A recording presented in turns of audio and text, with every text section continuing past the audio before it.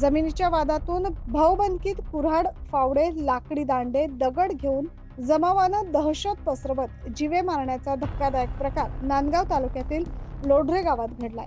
यामध्ये दोघांची प्रकृती चिंताजनक आहे. जखमींवर मालेगाव येथील खासगी रुग्णालयात उपचार सुरू आहे. सदर प्रकाराची नांदगाव पोलिसांना माहिती मिळताच नांदगाव पोलीस निरीक्षक प्रीतम चौधरी, सहाय्यक पोलीस निरीक्षक सुनील बडे आदींसह पथकाने तात्काळ घटनास्थळी धाव घेतली. यावेळी परिसरात तणावाचे वातावरण निर्माण झाले होते. पोलिसांच्या सतर्कतेमुळे मोठा अनर्थ या प्रसंगी टळला.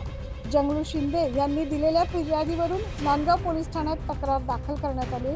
या गुन्ह्याचा पुढील तपास नांदगाव पोलीस निरीक्षक प्रीतम चौधरी करतात. 9 न्यूज महाराष्ट्रसाठी नांदगाव येथून प्रतिनिधी अनिल धामणे.